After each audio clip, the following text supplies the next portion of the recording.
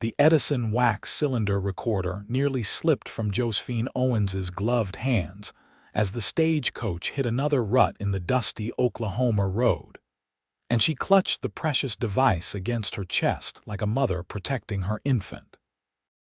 The September heat of 1899 bore down through the canvas roof, making her high-collared traveling dress stick uncomfortably to her skin, but she refused to complain.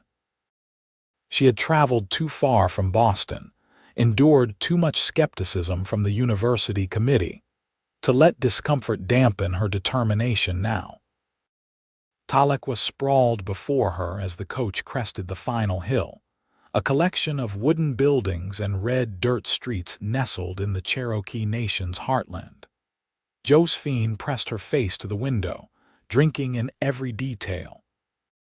This was where she would make her mark, where she would collect the folk songs and melodies that Professor Hartford had dismissed as unworthy of academic study.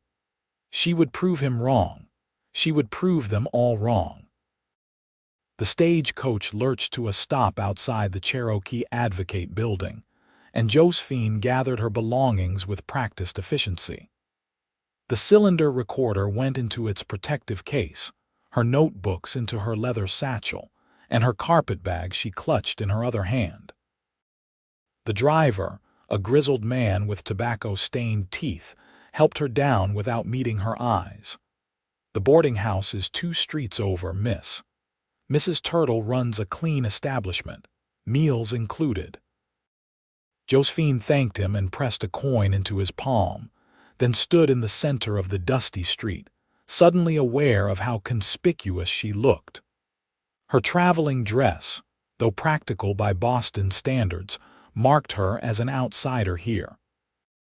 Several Cherokee women passed by in simpler cotton dresses, their dark hair plaited down their backs, and they glanced at her with polite curiosity. A group of men stood outside what appeared to be a general store, their conversation in Cherokee pausing as they observed the stranger. She straightened her shoulders and headed for the boarding house, determined not to show her nervousness. This was 1899, after all. The frontier was becoming civilized. She had nothing to fear. Mrs. Turtle proved to be a round-faced Cherokee woman in her 50s with kind eyes and capable hands. She looked Josephine up and down with the assessing gaze of someone who had seen every type of traveler pass through her doors. "You are the one from the university," Mrs. Turtle said in perfect English. "Mr. Bushyhead mentioned you might be coming. You want to record our songs." Josephine felt relief flood through her. "Yes, exactly.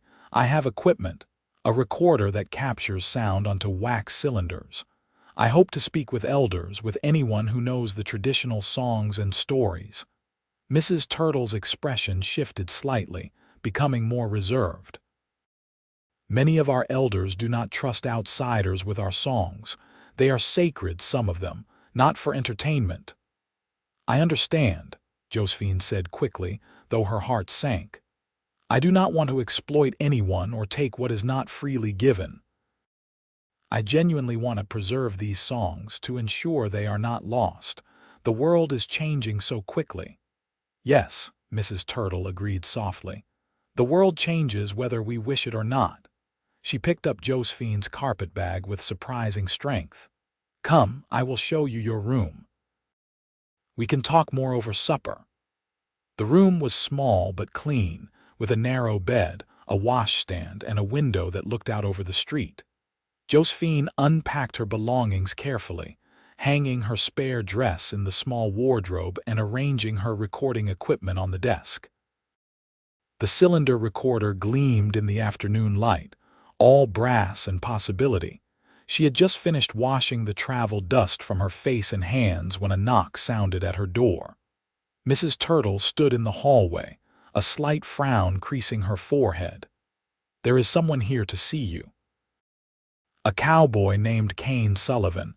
He says he heard you are looking for songs." Josephine's pulse quickened. She had not expected anyone to come forward so quickly.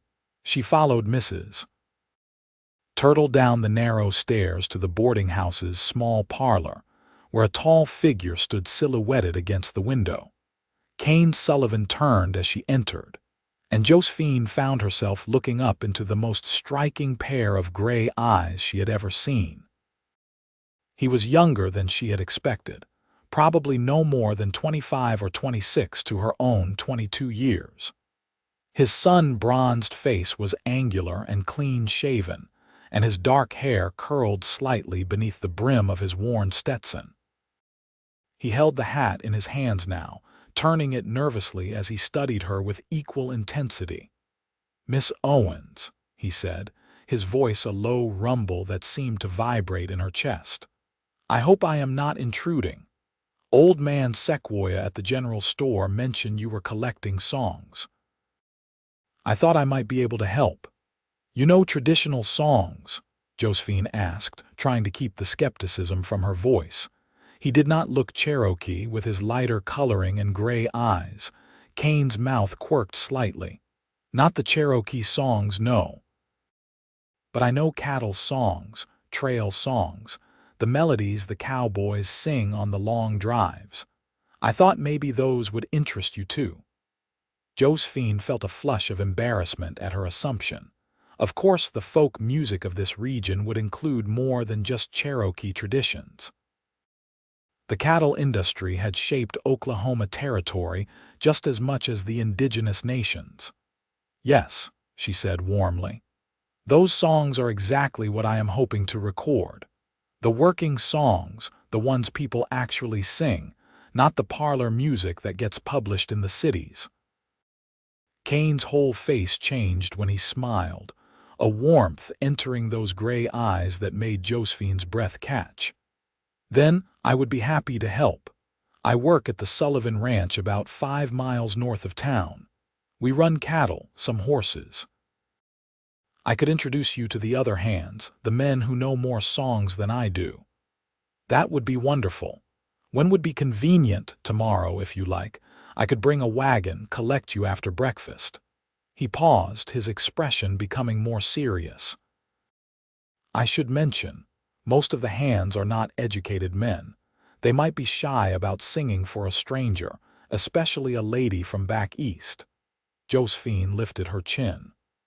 "I have found that people usually respond well to genuine interest and respect. I am not here to judge or condescend. I truly want to hear and preserve these songs." Kane studied her for a long moment, then nodded slowly. "I believe you. There is something honest about you, Miss Owens. All right. Tomorrow morning, then." After he left, Josephine found herself standing at the parlor window, watching his tall figure stride down the street toward a hitching post where a bay horse waited. He moved with an easy grace that spoke of years in the saddle, and when he swung up onto the horse, it seemed as natural as breathing. Mrs. Turtle appeared at her elbow, making her jump. "Kane Sullivan is a good man," the older woman said quietly. "His father came to Oklahoma 20 years ago, married a Cherokee woman named Sarah Swimmer. She died when Kane was 12. Fever took her. His father drinks too much now, so Kane runs the ranch himself. Works harder than any 3 men combined." Josephine absorbed this information, feeling a pang of sympathy. It must have been difficult for him. "Life here is difficult for everyone in different ways," Mrs. Turtle replied. "But Kane never became bitter. He treats everyone fairly, Cherokee and white alike. That is rare enough to be noteworthy." That night, Josephine lay in her narrow bed listening to the unfamiliar sounds of Tahlequah settling for the night. Dogs barked in the distance, and someone played a fiddle in one of the saloons down the street. She thought about Kane Sullivan's gray eyes and the way his voice had seemed to resonate in her very bones. This was ridiculous, she told herself firmly. She was here for scholarly purposes, not romantic ones. She needed to maintain professional distance. But when she finally drifted off to sleep, her dreams were filled with the sound of a low, rumbling voice humming melodies she could not quite remember upon waking. Kane arrived promptly after breakfast, driving a sturdy wagon with a team of matched grays. He helped Josephine load her recording equipment with careful hands, his fingers gentle as he secured the cylinder cases. "This is remarkable machinery," he said, studying the recorder with genuine interest. "How does it work exactly?" As they drove north out of Tahlequah, Josephine explained the mechanics of sound recording, warming to her subject. Kane listened with focused attention, asking intelligent questions that showed he understood the basic principles quickly. She found herself relaxing, enjoying the conversation in a way she rarely did with the professors and students back in Boston. They always seemed to be waiting for her to prove herself, to justify her presence in their male-dominated field. Kane simply seemed interested in what she had to say. The Sullivan Ranch appeared gradually, first as fence lines marking pastures, then as a collection of buildings clustered near a creek lined with cottonwood trees. The main house was a simple structure of weathered wood, but it looked solid and well-maintained. Several outbuildings included a large barn, a bunkhouse, and various sheds and corrals. As Kane helped her down from the wagon, 3 men emerged from the barn. They were dusty and work-worn, ranging in age from perhaps 20 to 50. All 3 stopped dead when they saw Josephine, and the youngest one actually took off his hat and attempted to smooth his wild hair. "Boys, this is Miss Josephine Owens from Boston. She is here to record our songs." Kane's voice held an undercurrent of amusement. "Try to be civilized." The oldest of the 3, a grizzled man with a magnificent mustache, stepped forward and offered a calloused hand. "Name is Dutch Harrison, miss. Been working cattle since before you were born, I expect." The other 2 introduced themselves as Tommy Reed and Carlos Martinez. Carlos had the darkest eyes Josephine had ever seen and a shy smile that transformed his serious face. Tommy could not have been more than 19, with freckles still scattered across his sunburned nose. "I am honored to meet you all," Josephine said sincerely. "Kane tells me you know the songs of the trail. I would love to hear them and record them if you are willing." The men exchanged uncertain glances. Dutch cleared his throat. "Begging your pardon, miss, but we are not exactly trained singers. Mostly we just make noise to keep the cattle calm." "That is exactly what I want to hear," Josephine insisted. "The real songs, the ones you actually use, not performed versions, just natural singing." Kane had set up a rough bench in the shade of the barn, and Josephine arranged her recording equipment with practiced efficiency. She explained how the machine worked, how they would need to sing close to the horn, how the wax cylinder would capture their voices. "What song should we start with?" Tommy asked nervously. Dutch rubbed his jaw thoughtfully. "How about Old Paint?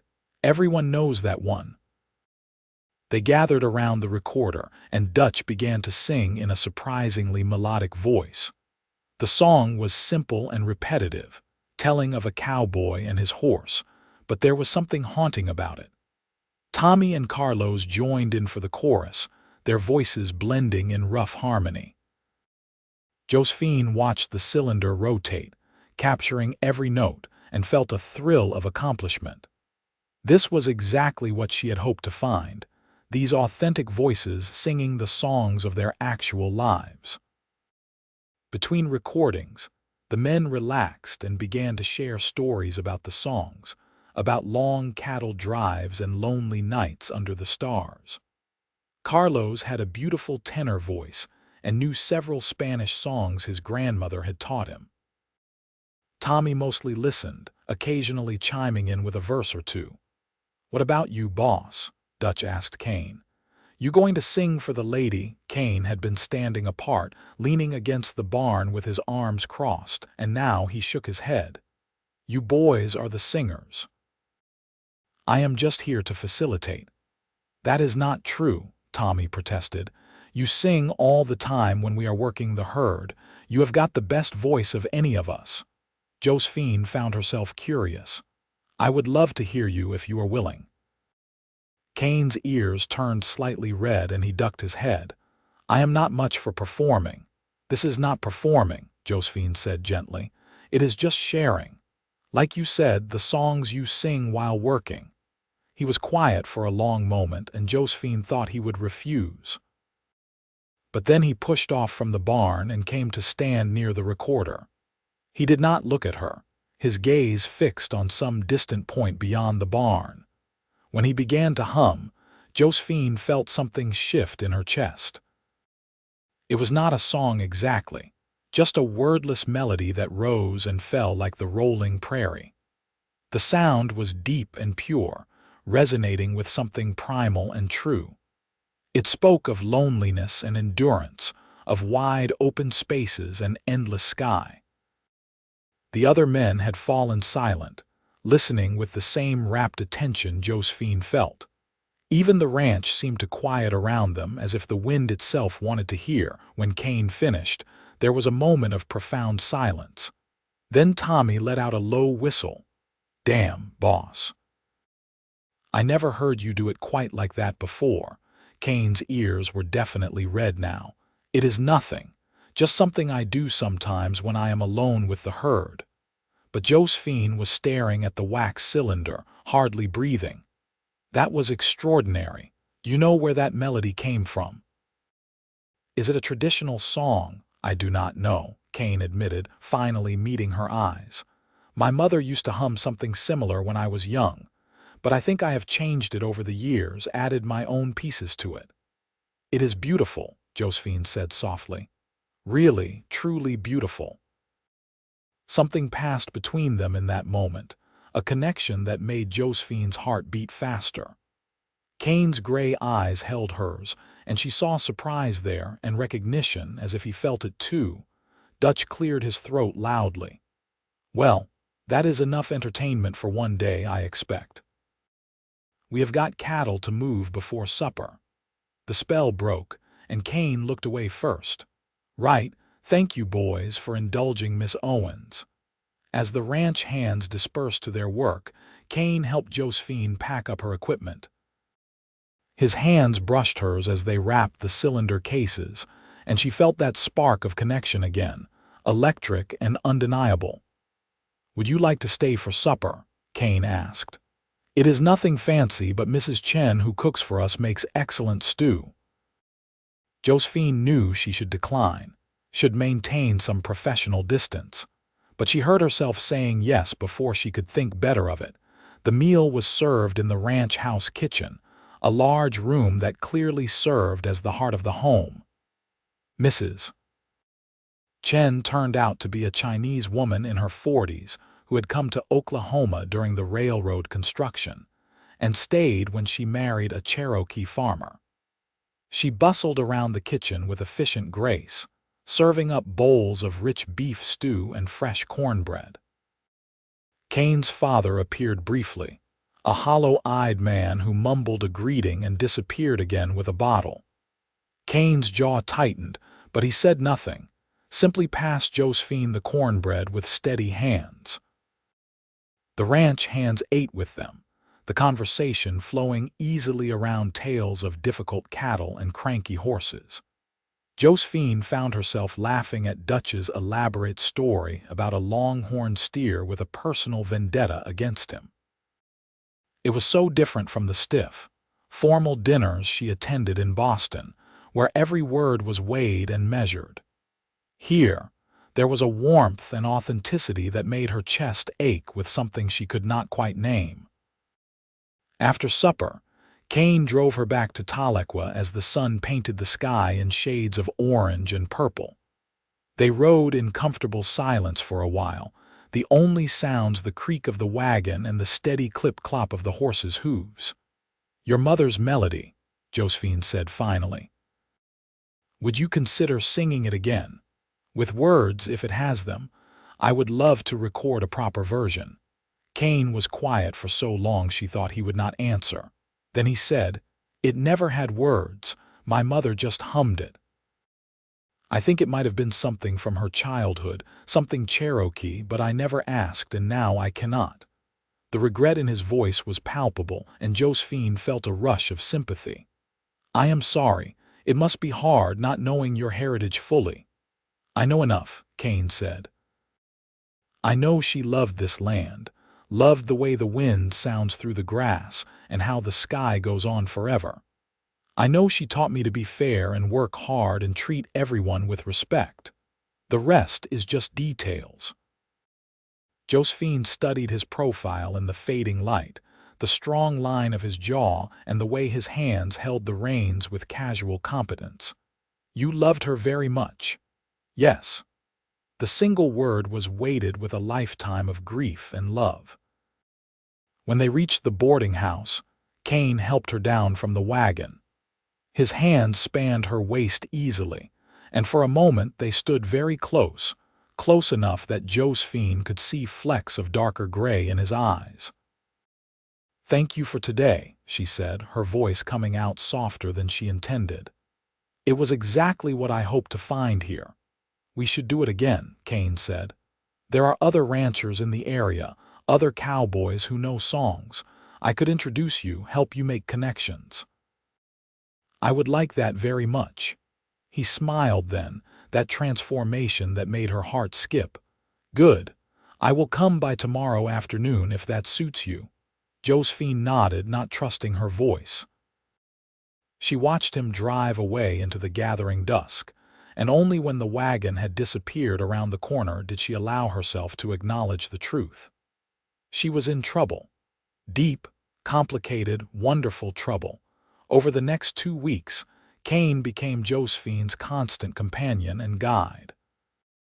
He introduced her to ranchers and cowboys throughout the Cherokee Nation, smoothing the way with his easy manner and respected reputation. She recorded dozens of songs, everything from mournful ballads about lost love to raucous drinking songs that made her blush. But always, her favorite recordings were of Kane's wordless melody.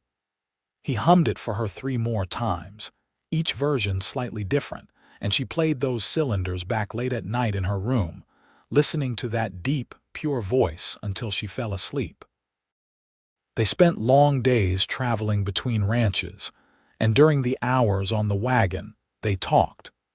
Josephine told him about Boston, about her studies at the university, about the uphill battle to be taken seriously as a female scholar. Kane listened with focused attention, asking questions that showed he understood the frustration of being underestimated. "People see a cowboy and think they know everything about you," he said one afternoon as they drove toward a ranch near the Arkansas border. "They think you are simple, uneducated. They do not expect you to have thoughts or feelings beyond cattle and horses." "Exactly," Josephine said, grateful he understood. "People see a woman and make all sorts of assumptions about what she is capable of thinking and doing."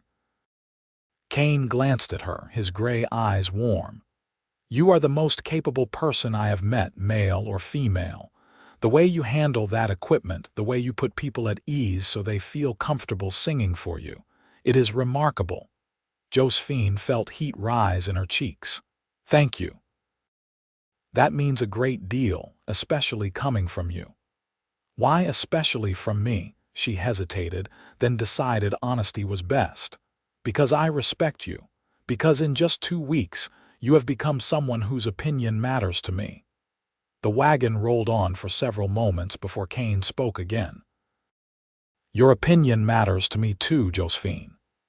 It was the first time he had used her given name, and the sound of it in his deep voice made something flutter in her chest. She looked at him, really looked at him, taking in the strong hands on the reins, the way his shirt stretched across his broad shoulders, the serious set of his mouth. "Kane," she said softly, and his name felt right on her tongue, like it belonged there. His hands tightened on the reins, and she saw his throat work as he swallowed.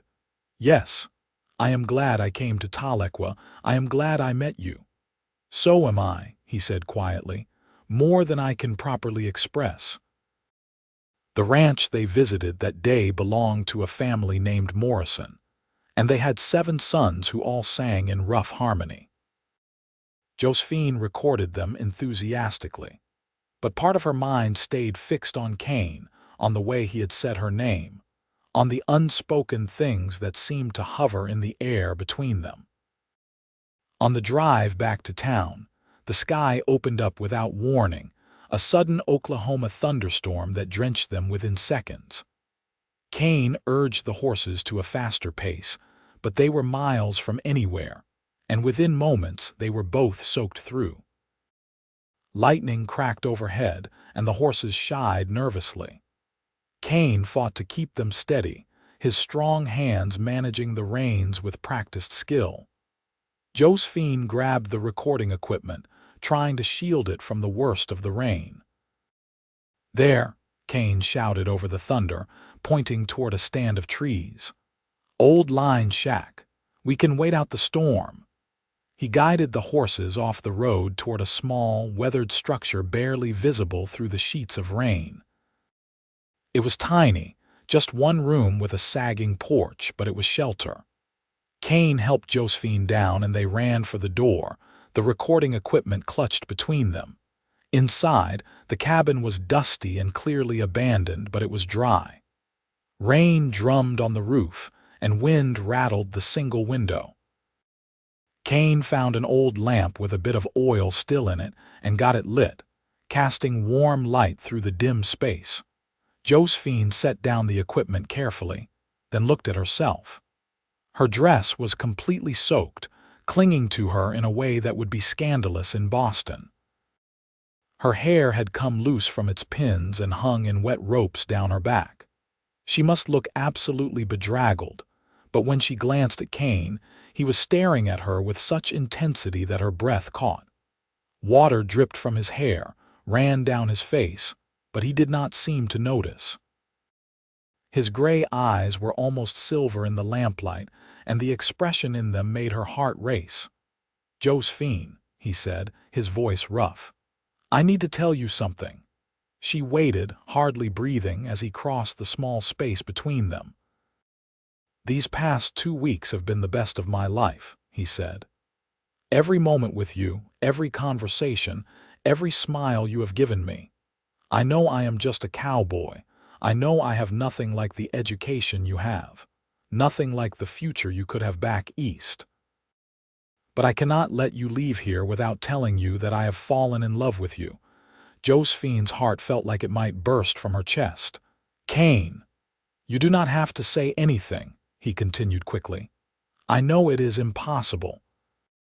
I know you will go back to Boston and your important work, and I will still be here running cattle and trying to keep my father from drinking himself to death. But I needed you to know. I needed to tell you that you have changed everything for me." "Stop," Josephine said, and he fell silent, pain flickering across his face. She reached up and cupped his wet cheek in her palm. "Stop talking and let me tell you that I love you too." His eyes widened. "What? I love you," she repeated, the words coming easily now that she had started. "I think I have loved you since that first day, since you turned around in Mrs. Turtle's parlor and I looked into your eyes. And then every day since has only made it stronger. The way you listen when I talk, the way you treat everyone with respect, the way your voice sounds when you hum that melody. I love all of it. I love you." Kane made a sound low in his throat, and then his hands were in her wet hair and his mouth was on hers. The kiss was everything Josephine had never let herself dream about, passionate and tender and absolutely right. She pressed against him, her hands fisting in his soaked shirt, and kissed him back with all the feeling she had been holding inside. When they finally broke apart, both breathing hard, Kane rested his forehead against hers. "What are we going to do?" "I do not know," Josephine admitted. "But we will figure it out. Together." They stayed in the line shack until the storm passed, talking and kissing and making plans that might have seemed impossible but felt absolutely necessary. Josephine's recording work was supposed to last another month at least. After that, she was expected to return to Boston to complete her dissertation. But how could she leave Kane? How could she give up this feeling, this rightness, for the cold academic world she had worked so hard to enter? "Come with me," she said at one point. "Come to Boston. You could find work there, we could be together." But Kane shook his head. "I cannot leave the ranch. My father needs me, even if he does not know it. And the men who work for me, they depend on that income to feed their families. I cannot just abandon my responsibilities." "Then I will stay," Josephine said. "I will find a way to continue my work from here." "You have worked too hard to give up your dreams for a cowboy," Kane protested. Josephine took his face in both hands, making him look at her. "You are not just a cowboy, and this is not giving up my dreams. Maybe it is finding new ones, better ones. Dreams I did not even know I could have." When the rain finally stopped and they drove back to Tahlequah, they were holding hands on the wagon seat, fingers intertwined. They did not speak much, but the silence was comfortable, full of the knowledge that everything had changed. Mrs. Turtle took one look at them when they arrived at the boarding house and smiled knowingly. "I will make tea," she said. "You both look like you need warming up." Over tea in the boarding house kitchen, Josephine and Kane tried to explain their situation to Mrs. Turtle, who listened with the patient wisdom of someone who had seen many life dramas unfold. "Love is not easy," she said finally, "especially when it comes from different worlds. But I have learned that the heart knows things the head cannot understand. If you two truly love each other, you will find a way. It may not be the way either of you planned, but it will be your way." Those words stayed with Josephine over the next few weeks as she continued her recording work. Kane was with her almost constantly, and their love deepened with each passing day. She met his ranch hands properly, sharing meals with them and recording more of their songs. She even met Kane's father on one of his rare sober days, and the older man looked at her with something like hope in his bloodshot eyes. "You are good for my boy," Mr. Sullivan said. "I can see it in his face. He smiles now." Josephine also began to integrate more into the Tahlequah community. Mrs. Turtle introduced her to Cherokee elders who, seeing her genuine respect and Kane's endorsement, agreed to share some of their songs. She recorded lullabies and work songs, ceremonial chants that made her skin prickle with their power and age. Every cylinder she filled felt like a victory, a piece of culture preserved for future generations. But always, in the back of her mind, was the knowledge that her time in Oklahoma was limited. The university expected her back by December to present her findings. It was now late October, and the leaves on the cottonwoods had turned gold. One evening, Kane took her to a ridge overlooking the ranch. The sun was setting in a blaze of orange and pink, painting the prairie in impossible colors. They sat on a blanket he had brought, and he put his arm around her shoulders. "I have been thinking," he said slowly, "about our situation." Josephine's stomach tightened with anxiety. "And what if you went back to Boston to finish your work, to present your dissertation and get your degree?" "You have earned it, Josephine. You deserve that recognition, and then when you are done you could come back here, if you still wanted to." "Of course I would still want to," Josephine said. "Kane being apart from you would be agony. For me too, but it would only be for a few months. And you would always know I was here, waiting for you. This land, this ranch, it could be yours too, our home." Josephine turned to look at him, seeing the hope and fear warring in his gray eyes. "Are you asking me to marry you?" Kane reached into his pocket and pulled out a small box. Inside was a simple silver ring with a single small diamond. "It was my mother's," he said quietly. "My father gave it to me before she died, told me to give it to a woman worthy of it someday. I cannot imagine anyone more worthy than you." Josephine's eyes filled with tears. Yes, yes, I will marry you.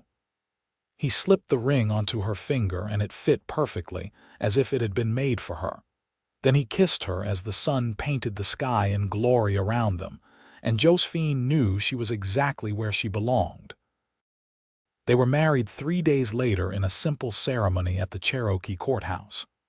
Mrs. Turtle stood as witness, along with Dutch and the other ranch hands. Josephine wore her best dress, and Kane wore a new shirt he had bought specially for the occasion. A Cherokee judge performed the ceremony, mixing English and Cherokee in a way that felt right for their union of two worlds. After the ceremony, Mrs. Turtle hosted a celebration at the boarding house.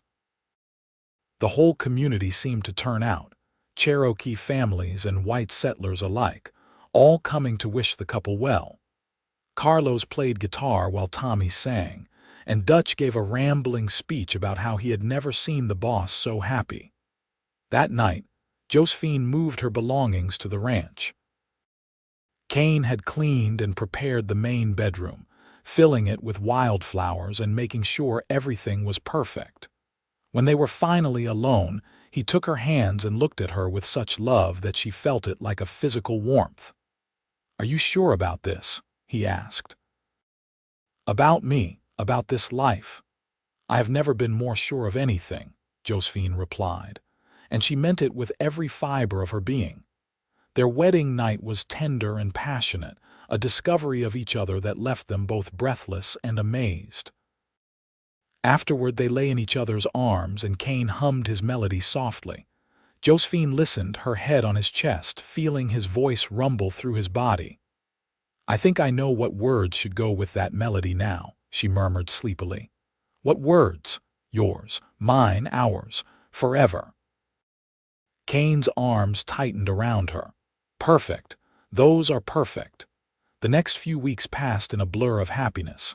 Josephine continued her recording work, but now she came home every evening to Kane, to their home. She learned the rhythms of ranch life, rising early to help Mrs. Chen with breakfast for the hands, spending her days recording songs or working on her notes, joining Kane in the evenings as he checked on the cattle.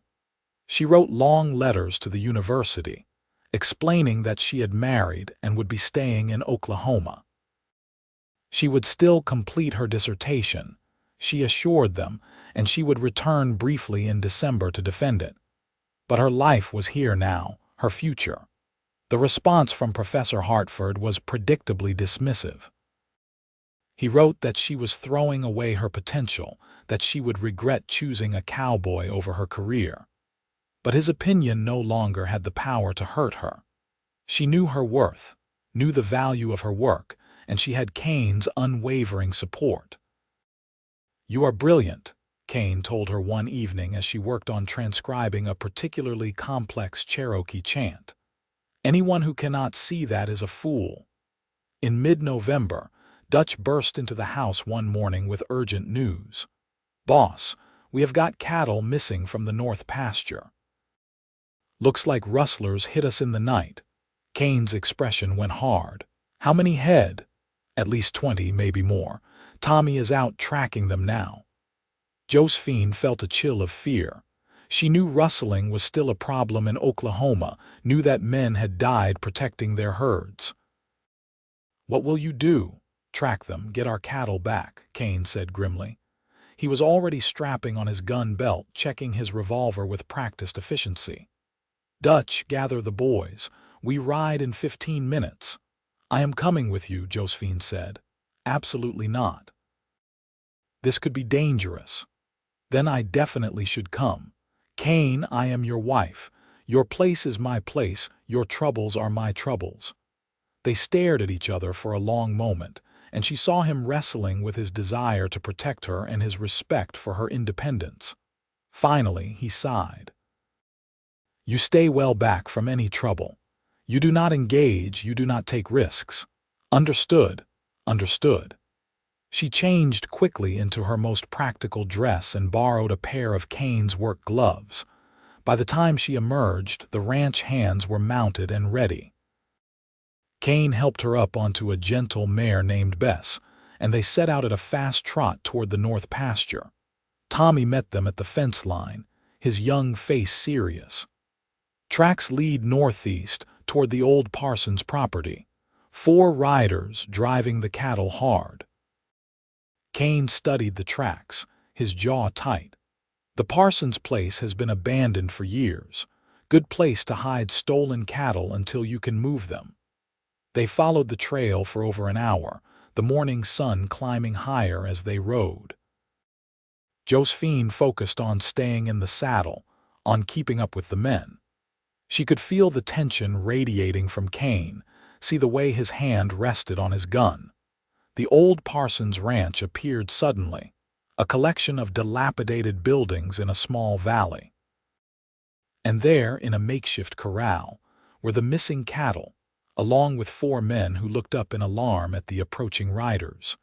Kane reined in his horse and called out, "Those are Sullivan cattle you have got there. I am going to give you one chance to ride away and leave them."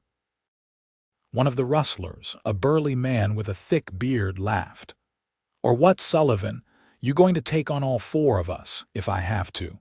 Kane's voice was calm, but Josephine could hear the steel underneath. "But I would rather settle this peacefully. Leave the cattle, ride away, and I will not pursue it further." The rustlers exchanged glances, clearly weighing their options. For a moment, Josephine thought they might actually comply. Then the bearded man went for his gun.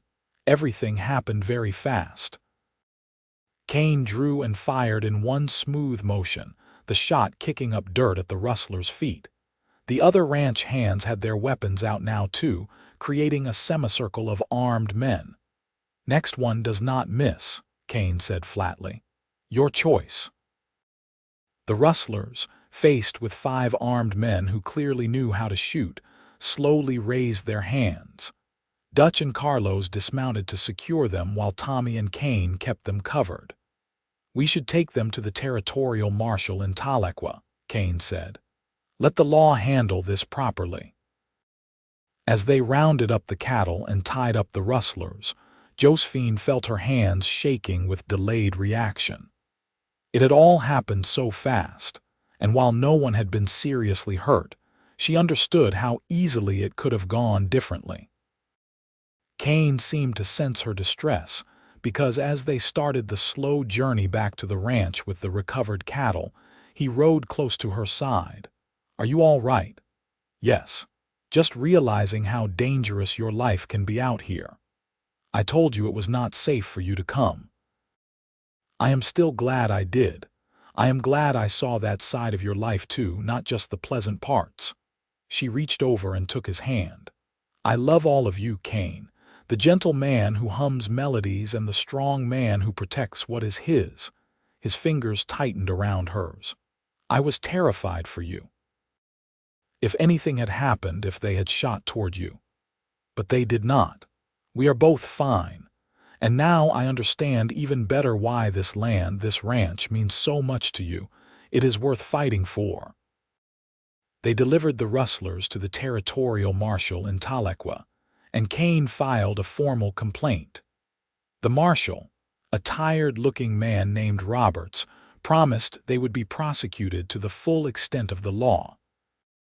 As they rode back to the ranch that evening, the crisis resolved, Josephine felt a deeper sense of belonging than ever before. She had not just watched from the sidelines today. She had been part of Kane's world, part of the difficult reality of ranch life in Oklahoma Territory. December came with the first real cold, and with it, Josephine's departure for Boston. She would be gone for 3 weeks, time enough to defend her dissertation and settle her affairs. Kane would stay to manage the ranch and handle the winter cattle operations. The night before she left, they lay in bed together, neither one sleeping. 3 weeks, Kane said quietly. "It will feel like 3 years. For me too.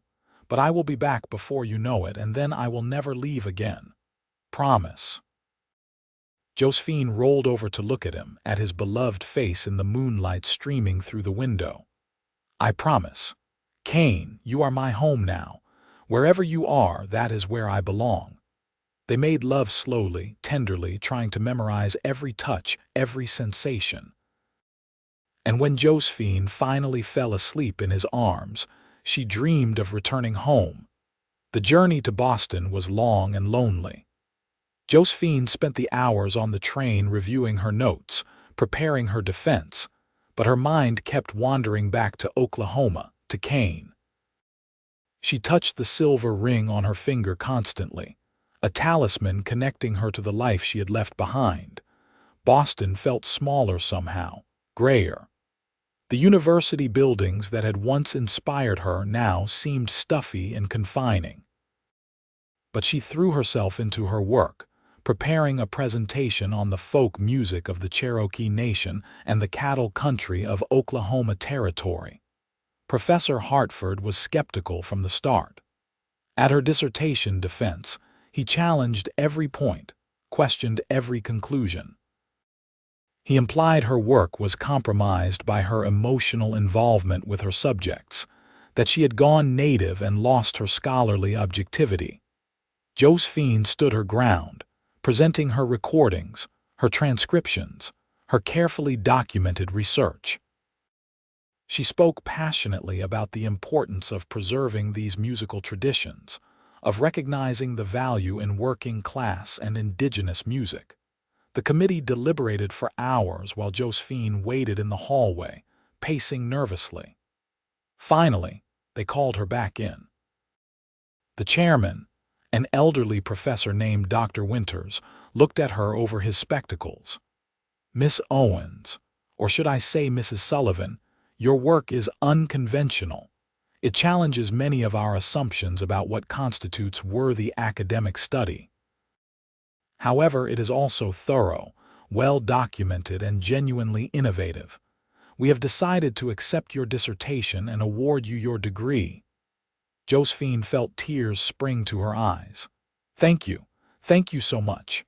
Professor Hartford looked sour, but Dr. Winters smiled.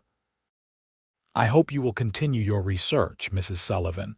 This is important work, and you are uniquely positioned to pursue it." "I will," Josephine promised. "I have only scratched the surface of the musical traditions in Oklahoma. There is so much more to document and preserve." She spent the next week settling her affairs, shipping her books and research materials back to Oklahoma, saying goodbye to the few friends she had made in Boston. Many expressed shock that she was giving up her hard-won academic position to return to Indian Territory and marry a cowboy. But Josephine felt only certainty. This was right. This was her path. The train journey back to Oklahoma felt endless. But finally, after days of travel, she arrived at the Tahlequah station, and there, waiting on the platform, was Kane. He looked thinner, as if he had not been eating properly, and there were dark circles under his eyes. But when he saw her, his whole face lit up and he ran toward her. Josephine dropped her bags and ran too, and then she was in his arms, holding him tight, breathing in the familiar scent of him. "I missed you so much," Kane said against her hair. "Every day was agony without you. I am back now. I am back, and I am never leaving again." They held each other on the train platform, oblivious to the other travelers and townsfolk passing by. When they finally pulled apart, Kane picked up her bags with one hand and kept the other firmly wrapped around her waist, as if afraid she might disappear if he let go.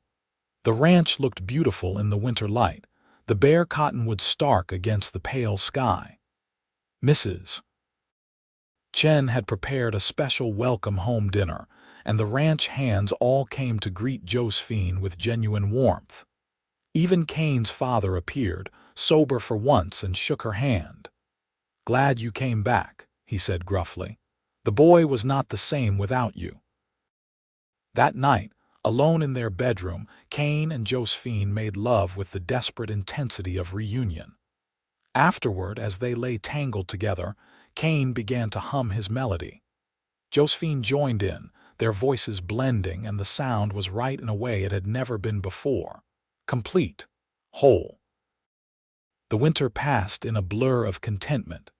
Josephine organized her research and began writing articles about her findings.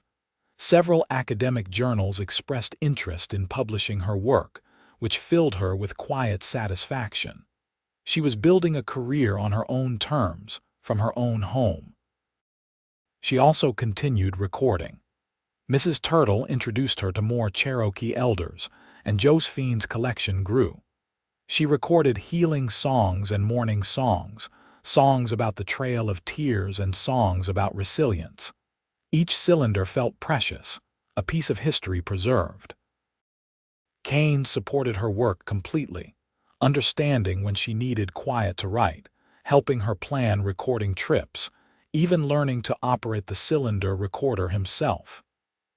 In the evenings, they would sit by the fire, and he would hum melodies while she transcribed them into musical notation. In March, Josephine realized she was pregnant. The knowledge filled her with a mixture of joy and terror. She told Kane one evening after supper, watching his face carefully. His reaction was everything she could have hoped for. His eyes went wide with wonder, and then he was on his knees in front of her, his hands gentle on her still flat stomach. "A baby," he whispered. "Our baby. Are you happy?" "Happy does not begin to cover it. Josephine, you have given me everything. A future, a purpose, love beyond anything I imagined. And now a child too." They held each other, both crying happy tears, both marveling at this new development in their story. Mrs. Chen took charge of Josephine's health with the fierce protectiveness of a mother hen. She insisted on special foods, adequate rest, and no more traveling to distant ranches for recording sessions. Josephine chafed at the restrictions, but could not deny the older woman's wisdom. As her belly grew, Josephine found new joy in the quieter aspects of ranch life. She worked in the garden Mrs. Chen maintained, learning to coax vegetables from the Oklahoma soil. She spent time with the ranch hands' families, recording the songs mothers sang to their children, the lullabies and play songs that would otherwise be lost. And always, Kane was there. Attentive without being overbearing, excited without being overwhelming. He built a cradle with his own hands, carving it from oak and sanding it smooth as silk. He read to her in the evenings, books about babies and parenting that he had ordered from back east. In late October, on a crisp autumn day exactly 1 year after they had married, Josephine went into labor. Mrs. Chen and Mrs. Turtle attended her, their experienced hands guiding her through the long hours. Kane paced outside the bedroom, nearly wearing a path in the floor. Finally, as the sun was setting in a blaze of gold, their son was born. He came into the world screaming lustily, perfect and healthy. When Mrs. Turtle placed him in Josephine's arms, she felt a love so fierce it stole her breath. Kane was allowed in then, and he approached the bed with reverent steps. When he saw his son, tears streamed unashamedly down his face. "He is perfect," Kane said hoarsely. "Josephine, he is absolutely perfect." "What should we name him?" Josephine asked. They had discussed names for months but never settled on anything definitive. Now, holding their child, Kane said, "Samuel, after your father." Josephine's father had died when she was 15, and she still missed him terribly. That Kane would think to honor him this way made her love her husband even more. "Samuel Sullivan. I love it." Little Samuel proved to be a content baby, sleeping well and eating heartily. Josephine marveled at motherhood, at the way this tiny person had completely reorganized her priorities and her heart. Her research continued, but now it fit around Samuel's schedule, and she found she did not mind one bit. Kane was a devoted father, rising in the night to bring Samuel to Josephine for feeding, changing diapers without complaint, spending hours just holding his son and humming that wordless melody. Josephine recorded it one afternoon, Kane humming while Samuel slept in his arms, and she knew it was her most precious cylinder yet. The years flowed by like the creek through the ranch property, each season bringing its own joys and challenges. When Samuel was 2, Josephine became pregnant again. This time, they had twin girls, Mary and Rose, who arrived 3 weeks early but healthy and strong. The ranch house filled with the sounds of children laughing and crying and playing. Kane proved to be a patient, loving father, equally comfortable braiding the girls' hair as he was teaching Samuel to ride. He sang to them constantly, that melody and others, and Josephine recorded as much as she could, building an audio history of their family. Her academic work gained recognition. She published several papers on the preservation of folk music, and universities began requesting her recordings for their own archives. She became a respected expert on Cherokee music traditions, corresponding with scholars across the country. But the work she was most proud of was local. She established a small museum in Tahlequah, dedicated to preserving Cherokee culture and the pioneer history of Oklahoma. The museum housed her recording equipment and many of her cylinders, available for anyone who wanted to hear the songs of their ancestors. Kane's father finally stopped drinking when Samuel was 5, the love for his grandchildren providing the motivation he had never found for himself. He became a fixture at the ranch, teaching the children Cherokee words and stories his late wife had told him. It was a healing Josephine had not expected, but was grateful to witness. The ranch prospered under Kane's management. He expanded their cattle operation, bought more land, employed more hands. He treated everyone fairly, paid good wages, and earned a reputation as one of the best ranchers in the Cherokee Nation. But he never let success change him. He remained the humble, hard-working man Josephine had fallen in love with. On their 10th wedding anniversary, Kane took Josephine back to the ridge where he had proposed. The children stayed with Mrs. Chen for the evening, giving them rare time alone. They sat on a blanket watching the sunset, just as they had a decade before. "You have any regrets?" Kane asked. "About staying here, giving up your career in Boston?" Josephine looked at him in surprise. "How can you even ask that? Kane, these have been the best 10 years of my life. You, our children, this land, this community, this is everything I never knew I wanted. I just want to make sure you are happy. I know the life here is hard sometimes, not like what you could have had back east." She took his face in her hands, making him look at her. "I am happier than I ever dreamed possible. Yes, the work is hard sometimes. Yes, I miss certain conveniences. But I have love, real love and purpose and a family. What more could anyone want?" Kane kissed her then, and it was like the first time all over again, that spark of connection and rightness. When they broke apart, he began to hum his melody, and Josephine joined in, their voices blending perfectly in the evening air. As the years continued, their children grew. Samuel proved to be a natural rancher, following Kane everywhere, learning the business from the ground up. Mary inherited Josephine's love of music and learning, spending hours with the recording equipment and the museum. Rose was quieter, more thoughtful, drawn to the healing arts and helping others. When Samuel was 16, he asked Kane about his grandmother's Cherokee heritage. Kane, with Josephine at his side, told him everything he knew about Sarah Swimmer Sullivan, about her love for the land and her people, about the melody she had hummed.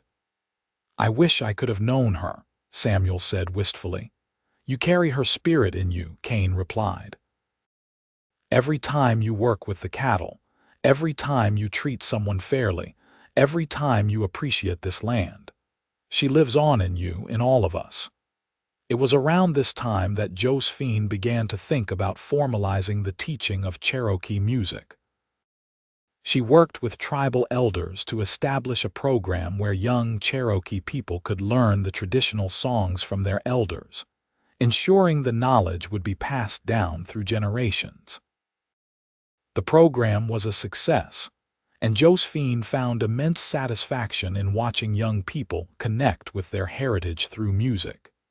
She recorded their learning sessions, building an archive that would last long beyond her lifetime. Kane supported this work wholeheartedly, even learning to speak more Cherokee himself so he could better understand the songs and stories. It brought him closer to the mother he had lost, and Josephine loved watching him discover this part of himself. When Josephine was 45 and Kane 48, they became grandparents for the first time. Samuel married a Cherokee woman named Nancy Swimmer, a distant relation of Kane's mother, and they had a son they named Kane after his grandfather. Josephine held her grandson for the first time and marveled at the circle of life, at how her journey from Boston had led to this moment. The early 1920s brought changes to Oklahoma. Statehood had come in 1907, and now the territory was modernizing rapidly. Automobiles became common, electricity came to Tahlequah, and the old ways were fading fast. But on the Sullivan Ranch, certain traditions remained constant. Kane still rode out with the cattle, though now Samuel did much of the heavy work. Josephine still recorded songs, though now on newer, better equipment. And every evening, as the sun set over the Oklahoma prairie, Kane would hum that melody that had become the soundtrack of their life together. One evening, when Josephine was 53 and Kane 56, they sat on their porch watching their grandchildren play in the yard. They had 5 grandchildren now, with more surely on the way. The ranch was thriving, the museum was expanding, and their children were all settled and happy. "Do you remember that first day?" Kane asked, his hand finding hers. "When you showed up at Mrs. Turtle's boarding house with all that recording equipment," Josephine laughed. "I remember thinking you had the most remarkable eyes I had ever seen. I was flustered and trying so hard to seem professional. I took one look at you and knew my life was about to change," Kane said. "I did not know how exactly, but I knew nothing would ever be the same." "Were you right?" "Absolutely. You changed everything, Josephine. You gave me purpose beyond just surviving, beyond just keeping the ranch running. You gave me love and family and a future I never dreamed possible." Josephine leaned her head on his shoulder, watching the sun paint the sky in brilliant colors. "We did that together. You taught me what really matters, what is truly important in life. Not academic recognition or scholarly success, but love and family and community." As darkness fell, they called the grandchildren inside for supper. The house filled with noise and laughter. 3 generations gathered around the long table Mrs. Chen still presided over, though she was well into her 70s now. After the meal, little Kane, now 5 years old, climbed into his grandfather's lap. "Grandpa, sing the song, the special one." Kane looked at Josephine and she nodded, smiling. He began to hum the melody that had brought them together all those years ago, and one by one, the whole family joined in. Some hummed, some sang wordless sounds, but all participated in this tradition that bound them together. Josephine closed her eyes, listening to the voices of her family blending in harmony, and felt a completeness that defied description. This was what she had come to Oklahoma seeking, though she had not known it at the time. Not just songs to record, not just academic material, but connection, love, belonging. The years continued their steady march. Kane and Josephine grew older, their hair turning gray, their faces lining with the marks of a life well lived. But their love remained constant, a steady flame that warmed everything around it. When Kane was 62, he had a health scare that frightened everyone. A bad fall from a horse left him laid up for weeks, and the doctors worried about his recovery. But Josephine nursed him with fierce dedication, and Kane, stubborn as ever, fought his way back to health. "You are not getting rid of me that easily," he told her one afternoon as she changed his bandages. "I've got years left with you, woman. Years and years." "You better," Josephine replied, her voice thick with emotion. "I did not come all the way from Boston just to lose you now." Kane did recover, though he was slower than before, more careful. He let Samuel take over more of the ranch operations, content to advise and guide rather than do all the physical work himself. It was hard for him, Josephine knew, to accept the limitations of aging. But he did it with grace, finding new ways to be useful. He spent more time with the grandchildren, teaching them songs and stories. He worked with Josephine at the museum, sharing his memories of old-time cattle drives and frontier life. And every evening, without fail, he sat with Josephine on their porch and hummed his melody while they watched the sunset. When Josephine turned 60, the town of Tahlequah threw a celebration in her honor. The museum she had founded was now a cornerstone of the community, and her work in preserving Cherokee music had earned her recognition from the state government and various academic institutions. At the celebration, various people spoke about Josephine's contributions. Cherokee elders thanked her for helping preserve their musical heritage. Scholars praised her pioneering work in ethnomusicology. Young people she had mentored shared how she had inspired them to pursue their own passions. But it was Kane's speech that brought tears to everyone's eyes. "I first met Josephine 31 years ago," he began, his voice still strong despite his age. "She came to Tahlequah to record folk songs, to capture the music of this place before it was lost. What she probably did not expect was to capture my heart as well." Gentle laughter rippled through the crowd. "But in capturing my heart, she gave me her own in return, and together we built a life neither of us could have imagined alone. She taught me that music is more than just entertainment. It is memory, it is heritage, it is the soul of a people. And in preserving these songs, she has given an incredible gift to all of us and to future generations." He paused, looking at Josephine with such love that she felt her heart might burst. "But more than all her academic accomplishments, more than all the recognition she has earned, what I am most grateful for is the life we have shared. The love we have built, the family we have raised, the home we have made together. Josephine, you are my heart's melody and you always will be." The crowd erupted in applause and Josephine made her way to Kane's side. They embraced while everyone cheered, and Josephine whispered in his ear, "I love you, forever and always." As they moved into their later years, Kane and Josephine found new rhythms to their days. They traveled less but entertained more, their home a gathering place for family and friends. The ranch hands who had worked with Kane for decades were like extended family, and their children and grandchildren continued the relationships. Mrs. Chen passed away peacefully in her sleep at age 85, and her funeral brought together people from all walks of life she had touched over the years. Josephine delivered a eulogy celebrating the older woman's wisdom and kindness, and afterward, Kane hummed a melody Mrs. Chen had taught him, a Chinese lullaby she used to sing to the ranch children.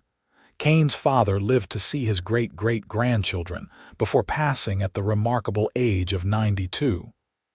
In his final years, he had been sober and content, a loving presence in the family. His death was mourned but also celebrated, a life that had found redemption and peace. On their 40th wedding anniversary, Kane gave Josephine a special gift. He had written down his melody, the one he had hummed since childhood, working with a music teacher in Tahlequah to get the notation exactly right. But more than that, he had written words to go with it. "I want to sing it for you properly," he said, his eyes bright with emotion. That evening, with just the two of them on their porch, Kane sang for Josephine. His voice was older now, rougher, but still beautiful.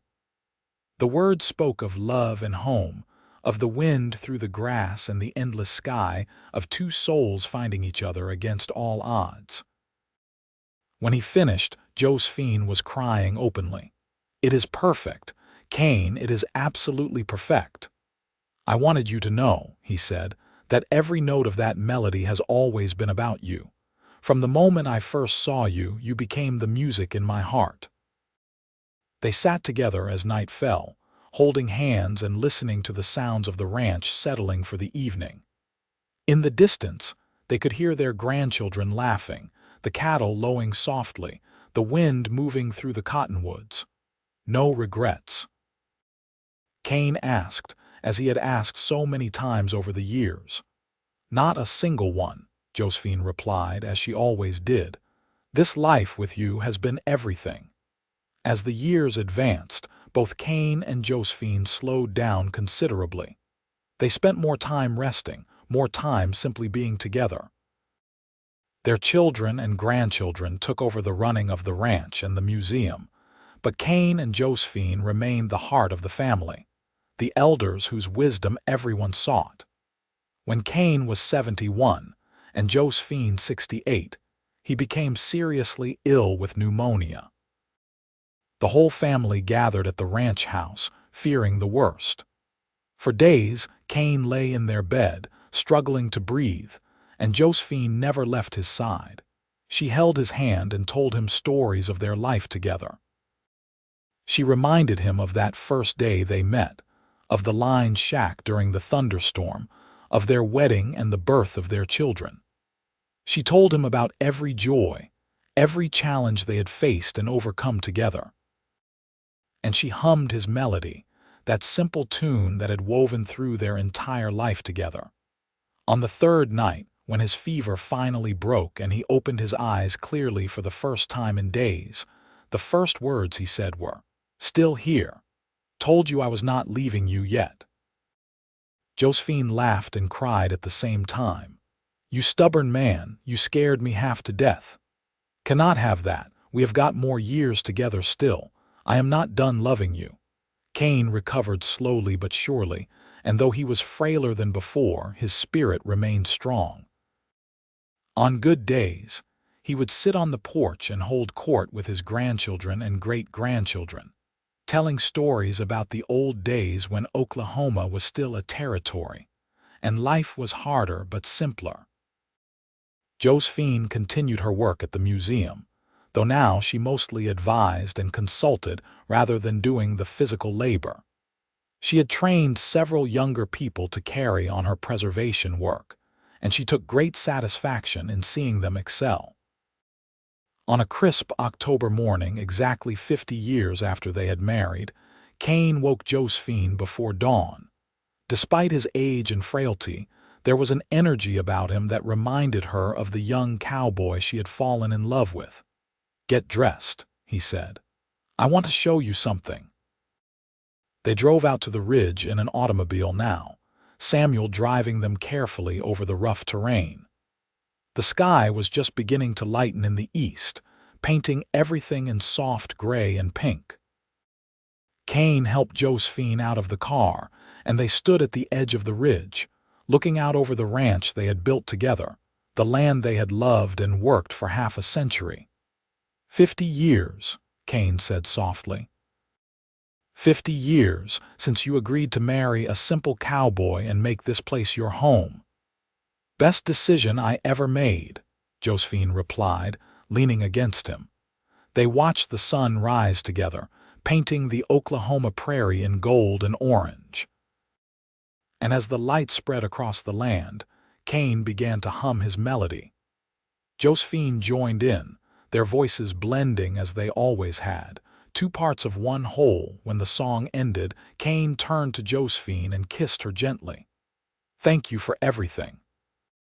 For loving me, for building this life with me, for making every day an adventure." "Thank you for showing me what really matters," Josephine replied. "For teaching me that home is not a place but a person, for being my melody."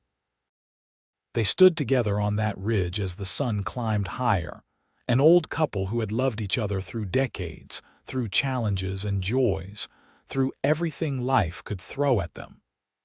And their love, like the land stretching out before them, seemed eternal and unshakable. Kane lived another 5 years, passing peacefully in his sleep at age 76 with Josephine holding his hand.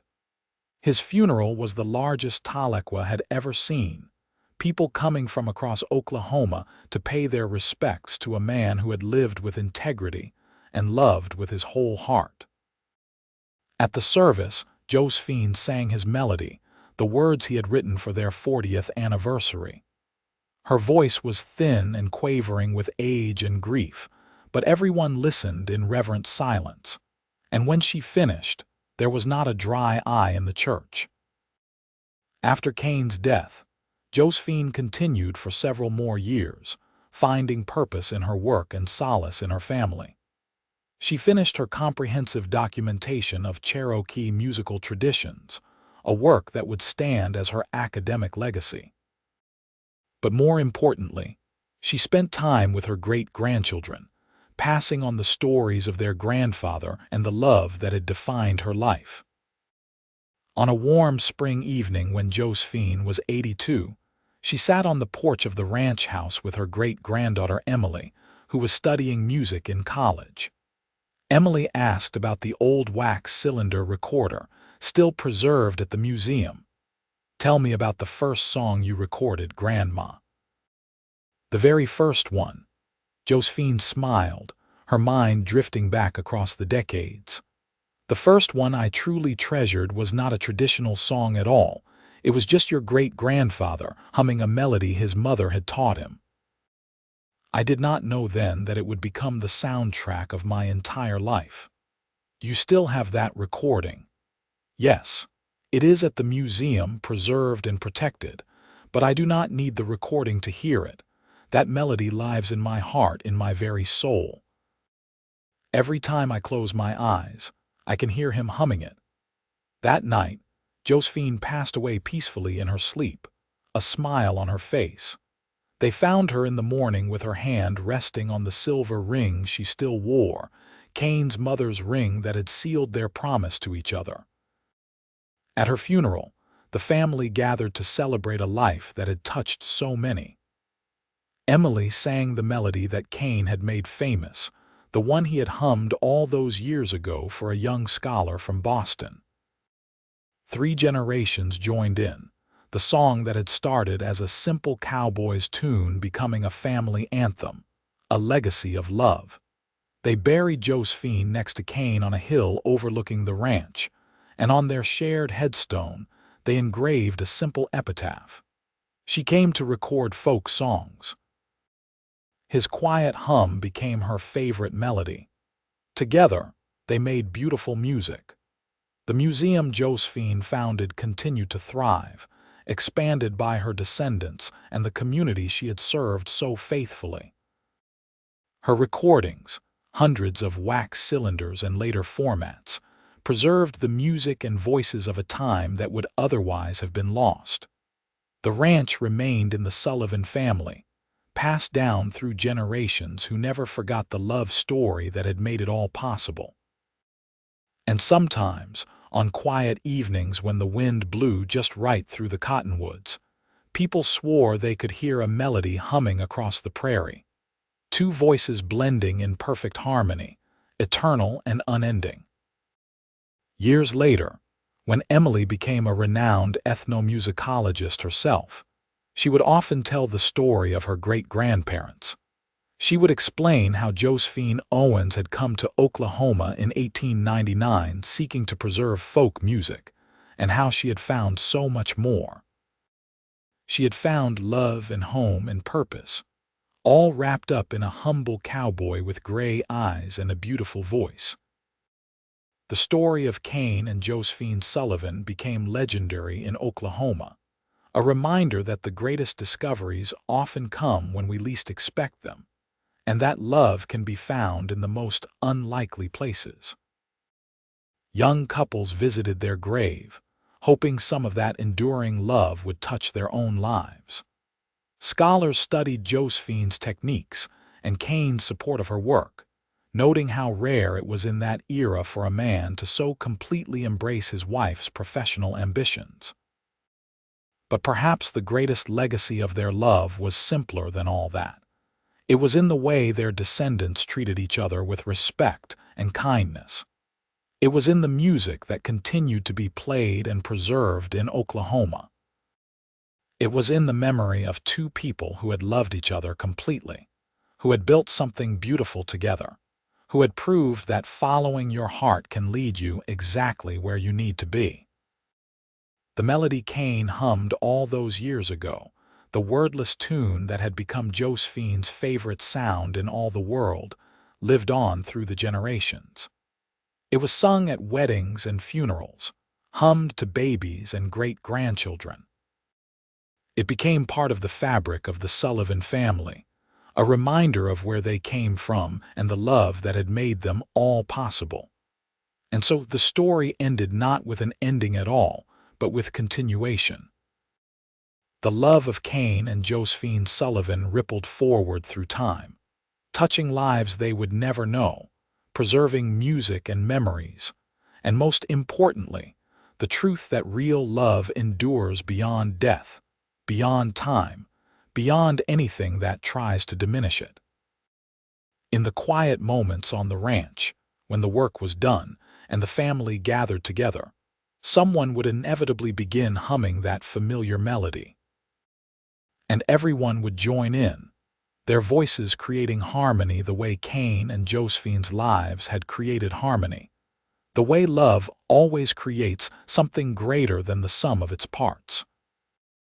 The end came peacefully for both of them, Kane in his sleep and Josephine years later in the same way, and they were laid to rest side by side on the land they had loved. Their story, which had begun with a young woman from Boston seeking to record folk songs, had become the greatest song of all, a melody of love that would echo through their family and their community for generations to come. And that is exactly as it should be, exactly as they would have wanted it.